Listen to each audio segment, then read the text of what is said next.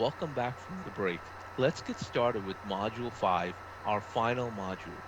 In this module, we'll take a look at how to leverage Azure Synapse links to enable seamlessly be able to connect to Azure Cosmos DB accounts from your Azure Synapse Analytics workspace.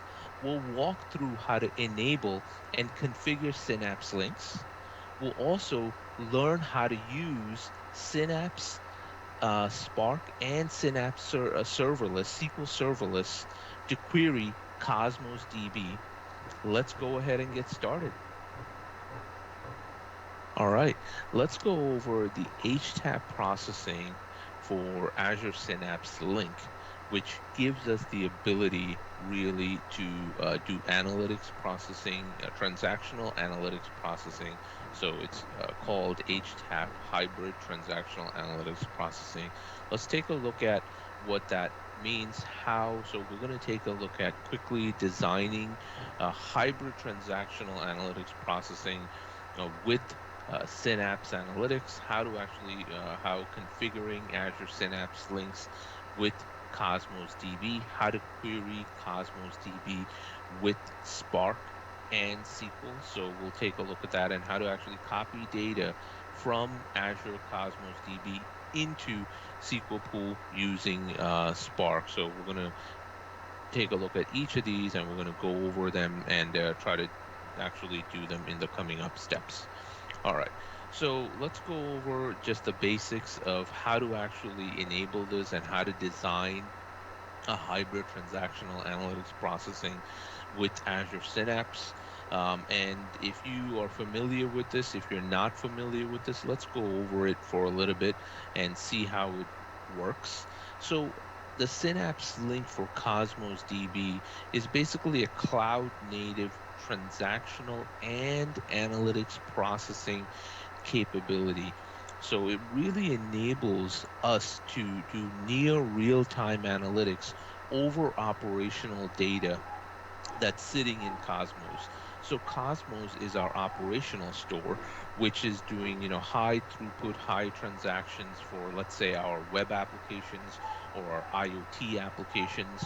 And we are able to, the cool thing is Synapse Links lets us create a seamless integration between Synapse and Cosmos DB. And what brings it all together is the Synapse Links for Cosmos and how to actually enable this.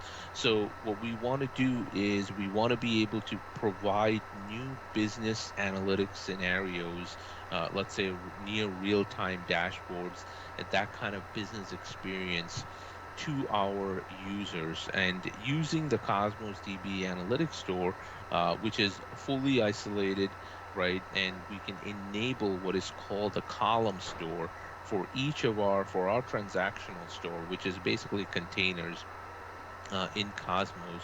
So you have your Cosmos account and you have your containers.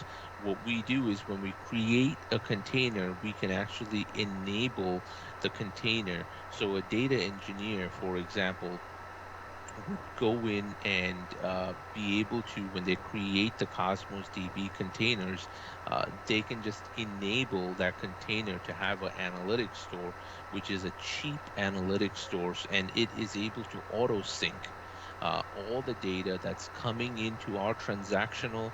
Let's say, let's just be simple about it. Everything that is coming into the JSON that is getting updated, etc., into this transactional table, right, has an auto sync behind the scenes to our analytics store. So the analytics store is a column store, which is really optimized for any kind of querying, for any kind of analytics queries, etc. So this enables, let's say, a BI engineer now to come in and query this analytics store directly using Spark or SQL, using the HTAP capability of Synapse Links. So not only for BI engineers, but data analysts who want to derive insights or data scientists who want to actually use the Synapse